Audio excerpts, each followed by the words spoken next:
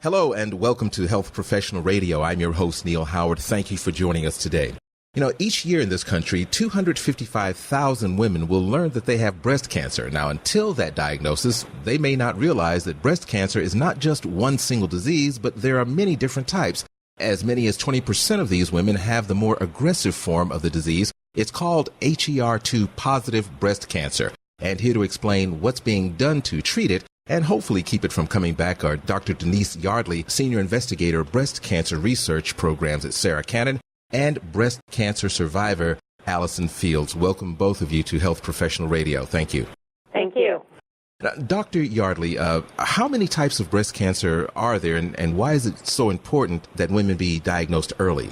So I think we recognize now three main groups of breast cancer. We call them the hormone receptor positive breast cancers, the triple negative breast cancers, and the HER2-positive breast cancer. And it's important to establish which subtype of particular breast cancer is so that we make the appropriate treatment recommendations of the drugs that are most likely to help that particular subtype of breast cancer. I think we look at early detection as being pivotal in the treatment of a patient with breast cancer because we know if earlier diagnosis from early detection leads to diagnosis of early stage breast cancer.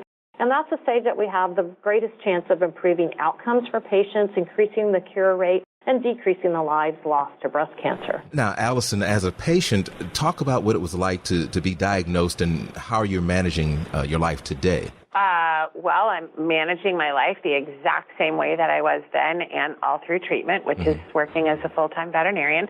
I'm doing great today. Thank you for asking. But when I was diagnosed, it was not a surprise. My mom and my grandmother both had breast cancer, so I was a little suspicious that I might be getting it. So when I was diagnosed, my goal and my focus was to find out what type of breast cancer I had and what the best treatment options were for me. And you discovered that you had this HER2 positive?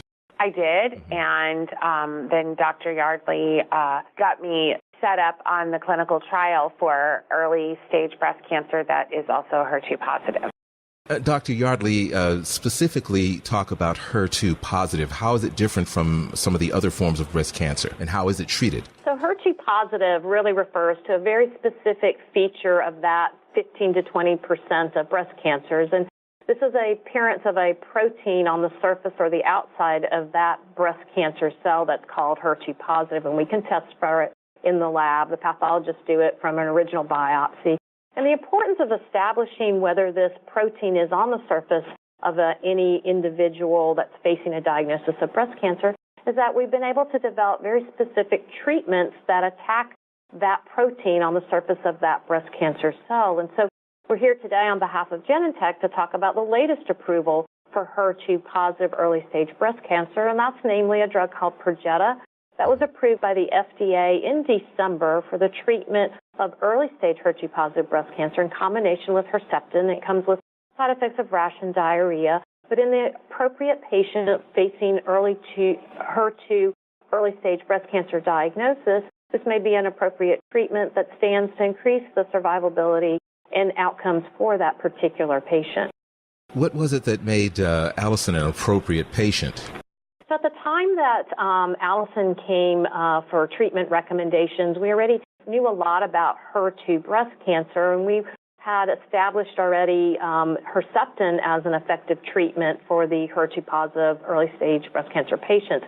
We had just seen the benefit of Perjeta in our advanced patients, and the clinical trial unfolded to now establish the combination of Perjeta with Herceptin in early-stage breast cancer patients that were HER2-positive. And so when Allison had the diagnosis of HER2-positive early-stage breast cancer, I offered to her the consideration of participating in that trial and getting a chance in a blinded fashion, both I was blinded and Allison, to what the treatment was, but she was getting standard treatment with the chance of receiving Perjeta, which was already FDA approved for advanced patients in the early-stage setting. Now, Allison, talk briefly about deciding to join this study and give some advice to other women who may be facing this same type of diagnosis. Well, joining the study, I feel like was just kind of an obvious choice. This drug had already been FDA approved for late-stage breast cancer, which means that it had already gone through a lot of trials and obviously wasn't hurting anybody.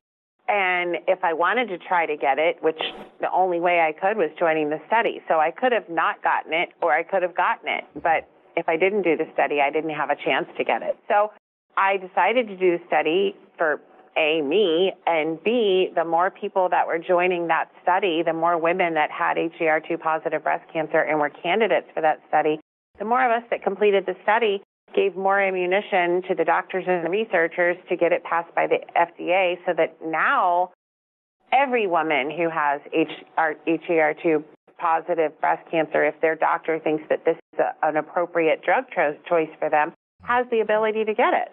Was there a support system that you took advantage of outside your relationship with Dr. Yardley?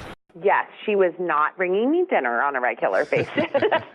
I have some very good friends and a husband and family and coworkers that definitely helped me get through those rough days after chemo.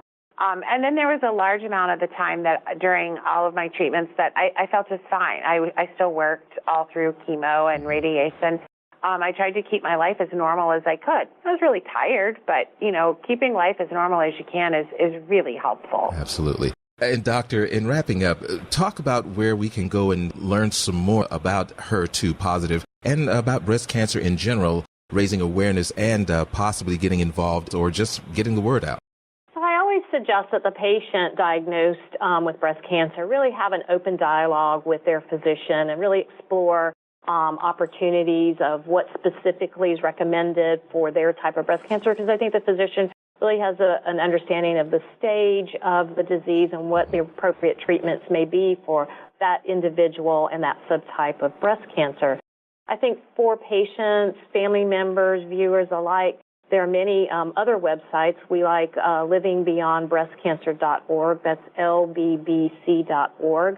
My own institution has for questions, has a great website, AskSarahNow.com. There's a registered nurse that can actually get on a chat line if there's specific questions. But both of those talk about breast cancer, talk about clinical trials that may be available and other resources for the patient or viewers alike to explore.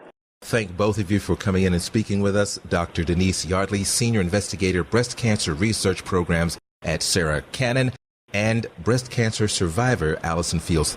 Thank you very much. Great. You've been listening to Health Professional Radio. Transcripts and audio of the program are available at healthprofessionalradio.com.au and also at hpr.fm. You can subscribe to this podcast on iTunes, listen in, and download at SoundCloud. And be sure and visit our affiliates page at hpr.fm.